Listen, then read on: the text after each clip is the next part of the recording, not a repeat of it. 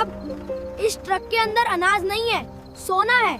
अगर भरोसा नहीं होता तो खोल कर देख लो। अंदर गेहूं भरा हुआ था। यह देखकर पुलिस वाला झुंझला गया और बोला, साले गरीब, पुलिस का टाइम खराब करता है, अभी तुझे जेल में डालता हूँ, चल निकल यहाँ से। यह कहकर पुलिस वाले वापस अपनी जीप की तरफ मुड़ गए और वहां से जाने लगे। तभी बच्चों ने पास पड़े एक लोहे के सरिया को उठाया और जोर से उसे बोरी पर दे मारा। नीचे की बोरियां फटी और उसमें से सोना चावल की तरह झरझर गिरने लगा। ऐसा दृश्य देखकर सभी पुलिस वालों की आंखें फट गईं और पूरे हाईवे पर अब सोना बिखर चुका था। साले, इतना सोना तुझे कैसे पता चला इस ट्रक में था? तू है कौन, कहां से आया है? दरअसल कई महीनों से एक अजीब खेल चल रहा था। पास के गांव से बैंक का सोना धीरे धीरे गायब हो रहा था। जांच हुई, नेता जुड़े, अफसर बदले, लेकिन कुछ हाथ नहीं लगा। वजह थी एक डॉन का गैंग। वे लोहे की छड़ों पर सोने का रंग चढ़ाकर नकली गोल्ड बार बनाते और बैंक के ट्रकों को रास्ते में रोककर असली सोना नकली से बदल देते। असली सोने को पिघलाकर छोटे छोटे टुकड़ों में ढालते और अनाज की बोरियों में भरकर ट्रकों से तस्करी कर देते। ये सब महीनों से चल रहा था। हर महीने, हर हफ्ते, हर बार एक नया ट्रक, एक नया रूट, एक नया ड्राइवर, लेकिन पैटर्न एक जैसा। बैंक से सोना, ट्रक में, पुरानी फैक्ट्री तक, फिर रिफाइन, फिर अनाज की बोरियों में, फिर दूसरे ट्रक से, दूसरे रास्ते से, दूसरे शहर को। सब कुछ सलीके से, बिना निशान के, बिना सबूत के। पुलिस आती, बैंक की खबर आती, लेकिन तब तक ट्रक रवाना हो चुका होता। गांव के बैंक का खजाना खाली होता जा रहा था। पहले महीने 50 किलो, दूसरे महीने 75, तीसरे महीने 100। हर बार बड़ा धोखा। सरकार हैरान, बैंक अधिकारी घबराए, किसान रोते, नेता सवाल पूछते, लेकिन सोन आ गायब, बस गायब। इस गैंग का सरगना था बबलू डॉन, 50 साल का, पढ़ा लिखा, दिखने में साधारण। गांव की चौपाल पर चाय पी सकता था और उसी चाय पीते पीते एक नया ट्रक भेज सकता था, सोना लादकर। उसके पास एक पुरानी फैक्ट्री थी, हजारों साल पुरानी। सरकार भूल चुकी थी, कानून भूल चुका था। सिर्फ बबलू जानता था कि यहां क्या होता है। रात की शिफ्ट्स, बिना लाइट्स के काम, लोहे की छड़, पेंट, सोने का रंग, सब कुछ। और लोग, उसके आदमी, विश्वसनीय, खतरनाक, जान देने को तैयार, क्योंकि बबलू उन्हें हर महीने कमीशन देता था। गांव में एक नया लड़का इस गैंग में शामिल हुआ था। सोने की मोटी चेन, घड़ी, दिखावा। उसी ने एक दिन अमन को सबके सामने नीचा दिखाया। देख मेरे पास कितना सोना है, और तू क्या है? रवि, 18 साल का, शहर से वापस आया गांव। गर्मी की छुट्टियों में चाचा बबलू डॉन के साथ पहली बार बिजनेस सीखने आया और पहली ही गली में उसे लग्जरी का टेस्ट लग गया।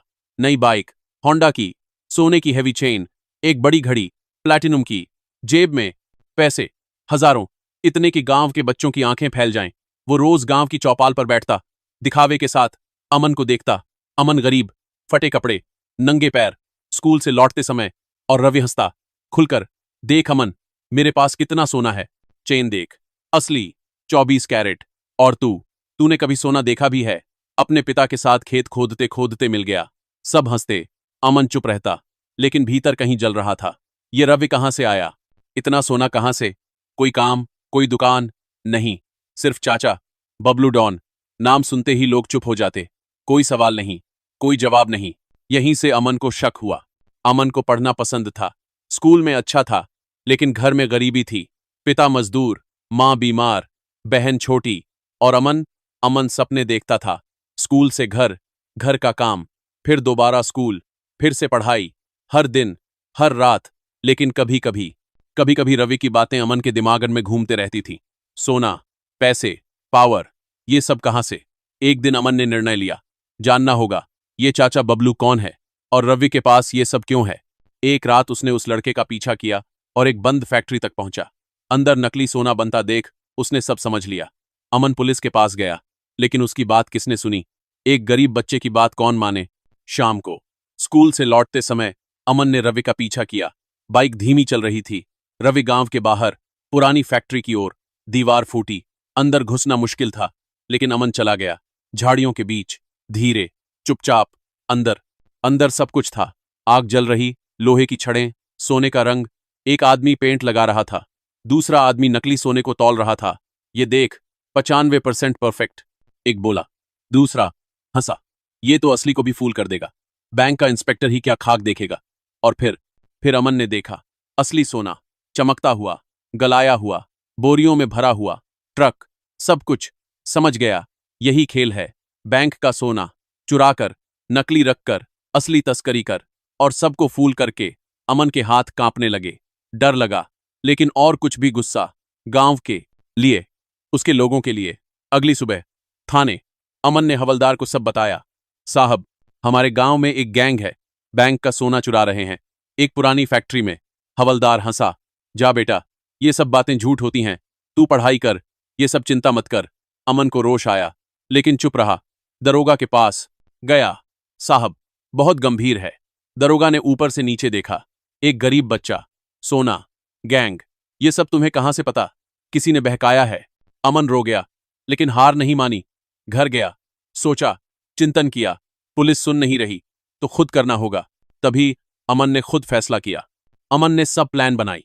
उसका एक दोस्त था राज, जिसके पिता ट्रक ड्राइवर थे। उसको पता था कि अगली डिलीवरी कब होगी, अगली बार कौन सा ट्रक, अगली बार कौन सा रूट।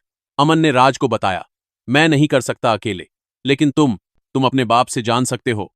राज ने दोस्ती की और पता चल गया। अगली रात 2 बजे हाईवे 42, ट्रक नंबर DL 718,901, चालान में लिखा अनाज का परिवहन। उसी रात उसने गुप्त कॉल किया, टाइम, रोड, ट्रक नंबर सब बताया। पुलिस आई, नाकाबंदी हुई, ट्रक रोका गया, ऊपर की बोरियां खोली गईं गेहूं। अमन ने एक पुरानी फोन से कॉल दिया, वॉइस डिस्गाइज्ड, थाने कमांडर को सूचना, हाईवे 42, रात 2 बजे, ट्रक नंबर DL 7K 8,901, सोना है, गलत अनाज।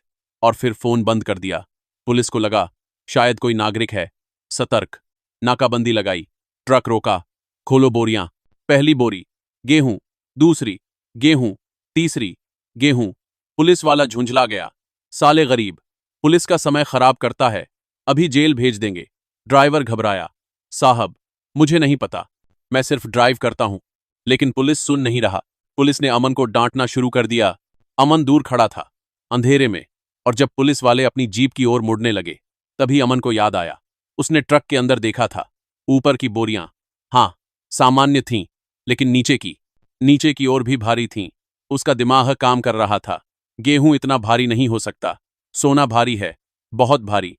और नीचे की बोरियां, वो क्लियरली अलग थीं, वेट में, कलर में, सब में। तभी अमन ने सड़क किनारे पड़ा एक लोहे का सरिया उठाया और नीचे की बोरी पर जोर से मारा। छन छन, धातु की आवाज, तेज, साफ, पूरे हाईवे पर गूंजी और बोरी फटी, सिलाई टूटी। और फिर सोना, असली सोना, छोटे टुकड़े, चमकता हुआ, चांदनी में, जैसे किसी ने नीचे से सूरज निकाल दिया। सोना झर रहा था, सड़क पर, जीप के आगे, हर जगह। पुलिस वाले की आंखें फैल गईं। अल्लाह, पहला पुलिस वाला बोला, दूसरा साइलेंस में, तीसरा भाग गया रेडियो के पास। Backup, emergency, gold smuggling, highway 42। बोरी फटी और भीतर से चमकता हुआ सोना सड़क पर बिखर गया। पूरा हाईवे सन्न रह गया। बस यही हुआ। एक बच्चे की हिम्मत, सरिया की आवाज और महीनों का राज खुल गया। ड्राइवर को गिरफ्तार किया गया, तुरंत बैकअप आया, और उसी रात फैक्ट्री को छापा गया। बबलू डॉन पकड़ा गया, उसके पूरे गैंग को पकड़ा गया, सोना जब्त किया गया, बैंक का खजाना वापस। गांव में उत्सव, मीडिया, कैमरे, सब कुछ। ट्रक ड्राइवर टूट गया, पूरा गैंग पकड़ा गया। महीनों की तस्करी एक रात में उजागर हो गई। ड्राइवर को कोर्ट में ले जाया गया। उसने सब बताया, मैं मजबूरी में था, बबलू के पास मेरे बेटे की वीडियो था। उसने कहा, या तो काम करो या बेटा मर जाएगा। कोर्ट ने सुना, सहानुभूति दिखाई, लेकिन कानून कानून है। बबलू को उम्र कैद, उसके आदमियों को 10-15 साल, ड्राइवर को 5 साल, बाकी सबको भी। और रवि इस सेक्सैल, उसका कोई सबूत नहीं, लेकिन सामाजिक बहिष्कार, गांव में उसका चेहरा नहीं दिखता। शहर चली गई। कुछ हफ्तों बाद मुख्यमंत्री के हाथों अमन को सम्मान मिला। राज्य की राजधानी, सरकारी भवन, मुख्यमंत्री की कुर्सी और अमन सामने खड़ा। स्कूल यूनिफॉर्म, लेकिन अब नया। उपहार में पुलिस अधिकारी भी वहां थे, पत्रकार भी, कैमरे भी। मुख्यमंत्री ने अमन के सिर पर हाथ रखा। बहादुरी का एक नया परिभारण। डेफिनेशन, एक गोल्ड मेडल अमन के गले में पहना, एक सर्टिफिकेट, एक चेक, शिक्षा के लिए, और सब तालियां। पूरा हॉल तालियों से गूंज रहा था। अमन के माँ बाप बैठे थे। माँ रो रही थी, खुशी से, गर्व से। माइक पर उसने बस इतना कहा, अब सब शांत। सब अमन को सुनना चाहते थे। माइक पकड़ा, आवाज थोड़ी कांप रही थी। डर खत्म, लेकिन इमोशन बाकी था। मैं अमीर नहीं हूं साहब, मेरे पास घर नहीं है जैसा होना चाहिए, पिता मजदूर हैं, माँ बीमार हैं, लेकिन एक चीज मेरे पास है, अंतरात्मा। और जब मैंने गलत देखा तो मैं चुप नहीं रह सका। न मैं अमीर हूं, न पावरफुल हूं, लेकिन सच कहने की हिम्मत तो है ना। आवाज टूट गई फिर से। मैं बस कहना चाहता हूं कि गरीबी हमको कमजोर नहीं बनाती, हमें सिर्फ समझदारी की चीज दे सकती है गरीबी। सब चुप। मैं अमीर नहीं हूं साहब, लेकिन गलत देखकर चुप भी नहीं रह सकता। और उसी दिन एक बच्चे ने साबित कर दिया कि हिम्मत उम्र नहीं देखती।